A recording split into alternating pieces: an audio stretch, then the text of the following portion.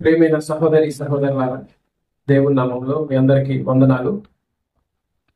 ప్రభువైన యేసుక్రీస్తు మన యొక్క జీవితంలో మన రోజుని ఆయన్ని ప్రతిదినము మనం ఆయన్ని ప్రార్థనలతో కీర్తనలతో స్తుతిస్తూ ఉంటాం. కానీ మనకు స్పెషల్గా మన ఆదివారం నాడు మనం ఆయన్ని ఆరాధించడానికి సంఘంగా కూడి ఉన్నాం.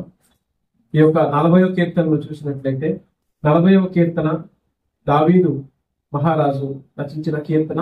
దావీదు తన జీవితంలో అనుభవించిన విషయాలను, అదేవిధంగా దేవుడు దావీదుకి ఏ విధంగా సహాయం చేశాడు అనే విషయాలను, తర్వాత ఆయన ఆపత్కాల సమయంలో, ఆయన భయాందోళనలో ఉన్న సమయంలో దేవుడు ఏ విధంగా ధైర్యాన్ని ఇచ్చాడనే విషయాలన్నింటినీ ఈ యొక్క 40 కీర్తనల ద్వారా మనం తెలుసుకోవచ్చు. అయితే మనం ఎల్లప్పుడూ కూడా మన యొక్క దైనందిన జీవితంలో మనం ఆపత్కాల సమయంలో, మరి ముఖ్యంగా మన గుండె చెదరిన సమయంలో, మనం అపోహలకి గురవుతున్న సమయంలో, మనం ధైర్యం లేని పరిస్థితిలో, ఆందోళనతో ఉన్న పరిస్థితిలో ఎల్లప్పుడూ కూడా దేవుణ్ణి మనం ఆశ్రయించినట్లయితే దేవుడు మనకి గొప్ప ధైర్యాన్ని ప్రసాదిస్తాడని, గొప్ప ఆదరణని, గొప్ప ఓదార్పుని కలుగజేస్తాడని ఈ యొక్క వచనముల ద్వారా మనం తెలుసుకోవచ్చు. ఎందుకంటే ఆయన యొక్క సహాయం కోసం మనం ఏ విధంగా ఉండాలంటే, ఫస్ట్ వచనం చూసినట్లయితే యెహోవా కొరకు మనం సహనంతో కనిపెట్టుకుని ఉండాలట. మన జీవితంలో ప్రభు నేర్పిన విషయం ఏంటంటే, సహనం అనేది చాలా ఇంపార్టెంట్ అనే విషయాన్ని ఈ యొక్క మొదటి వచనం ద్వారా మనం తెలుసుకోవచ్చు. ఏ మనిషికి అయితే సహనం, ఓర్పు ఉంటుందో ఆ వ్యక్తి దేవుని దగ్గర, దేవుని పట్ల, దేవునిలో ఇంకా దృఢంగా తయారవుతాడనే విషయం వచనం ద్వారా మనం తెలుసుకోవచ్చు. ఆయన నాకు చెవి ఎక్కి నా మొర ఆలకించెను. మనం అనేక సందర్భాల్లో మనం ఆయన్ని కీర్తించిన సమయంలో కానీ, ఆయన్ని ప్రార్థించే సమయంలో ఎల్లప్పుడూ కూడా ఆయన మన మొరని ఆలకిస్తాడని వచనం ద్వారా మనం తెలుసుకోవచ్చు. తర్వాత 2వ వచనం చూసినట్లయితే 40వ కీర్తన 2వ వచనంలో, నాశనకరమైన గుంటలో నుండి, జిగటగల దొంగ ఊబిలో నుండి ఆయన నన్ను పైకెత్తును. నాశనకరమైన గుంట అంటే ఈ లోకంలో జీవించే సమయంలో మనం అనేక రకాలైన పాప జీవితాలు జీవిస్తాం, తప్పుడు ద్రోవలో మార్గాల్లో ప్రయాణిస్తూ ఉంటాం, అనరాని మాటలు అంటూ ఉంటాం, వ్యర్థమైన మాటలు మాట్లాడుతూ ఉంటాం, తర్వాత అనవసరంగా అన్నెసెసరీ థింగ్స్ గురించి ఆలోచిస్తూ ఉంటాం. అట్లాంటి ప్రతి సందర్భంలో ఆ విధమైన ఈ ఆలోచనలన్నీ, ఈ కార్యాలన్నీ కూడా నాశనకరమైన గుంట అని చెప్పుకోవచ్చు. ఆ గుంటలో నుండి, అదేవిధంగా జిగటగల దొంగ ఊబిలో నుండి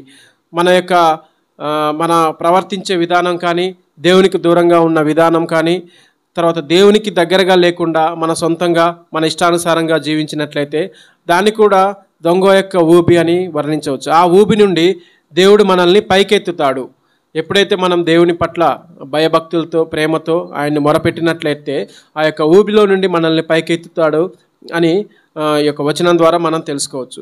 అదేవిధంగా నా పాదములు బండ మీద నిలిపి నా అడుగులు స్థిరపరచెను.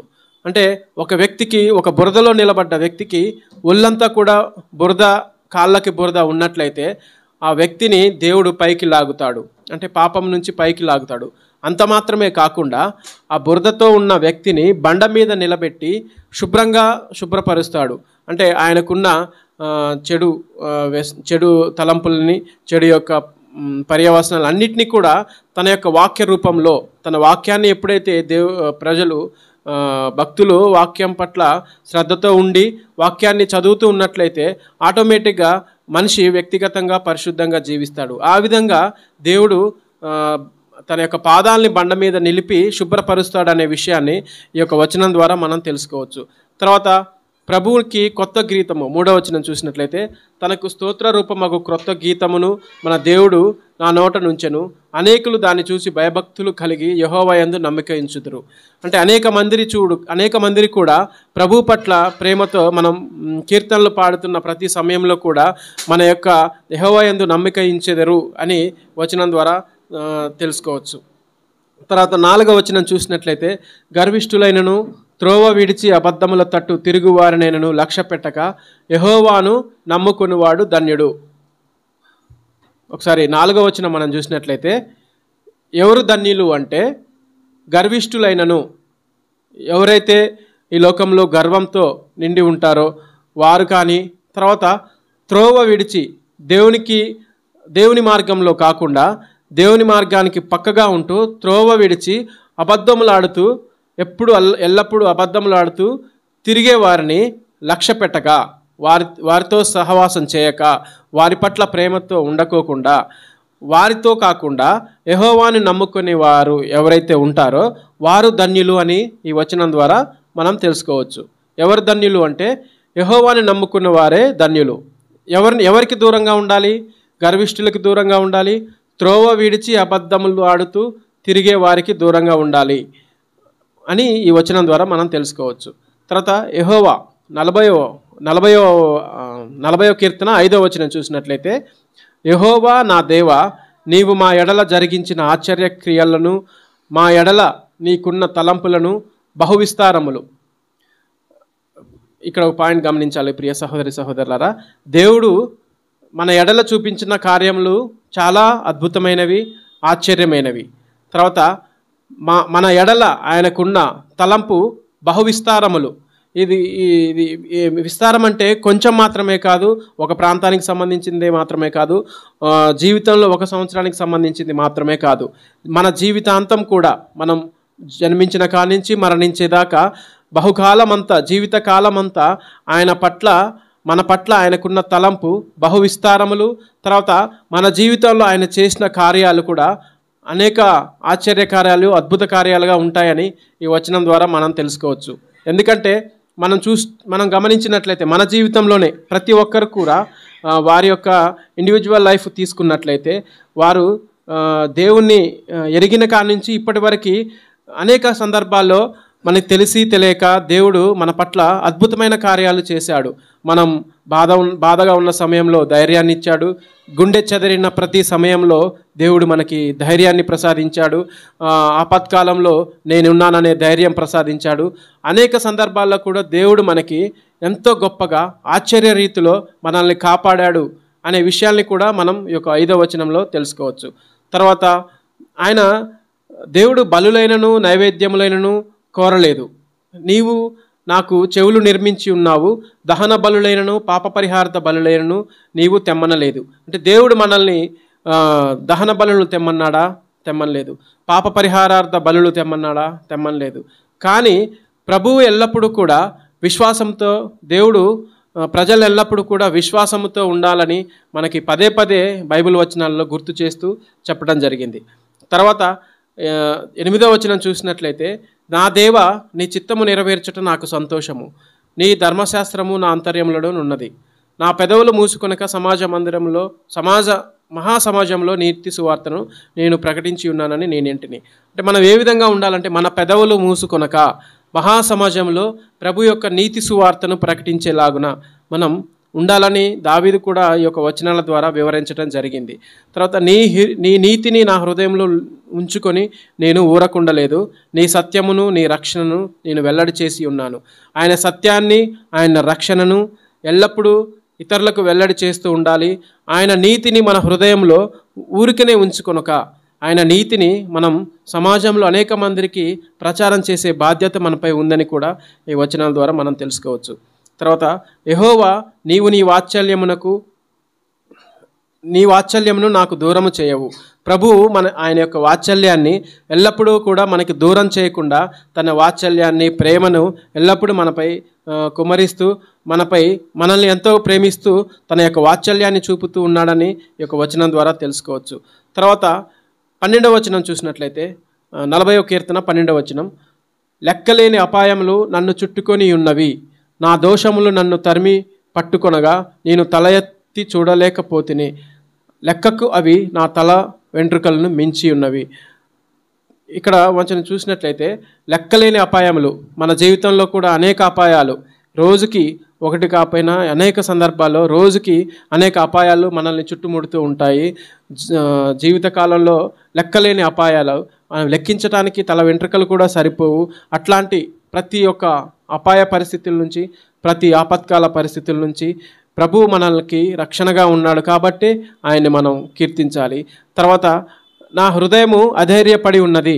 మనం ఇక్కడ ఒక ముఖ్యంగా గమనించాల్సిన విషయం ఏంటంటే, ప్రతి సందర్భాల్లో, ఏ సందర్భం, ధైర్యం లేని సందర్భాల్లో, భయంగా ఉన్న సందర్భాల్లో, ఎప్పుడైతే మనం అధైర్యంగా ఉన్న సందర్భంలో దేవుణ్ణి మొరపెట్టి దేవుని వాక్యాన్ని పఠిస్తూ దేవుని వాక్యం పట్ల నమ్మకంతో మనకు ముందుకెళ్ళినట్లయితే ప్రతి సందర్భంలో కూడా దేవుడు మనకి ధైర్యాన్ని కలగజేస్తాడు, ధైర్యాన్ని ప్రసాదిస్తాడు.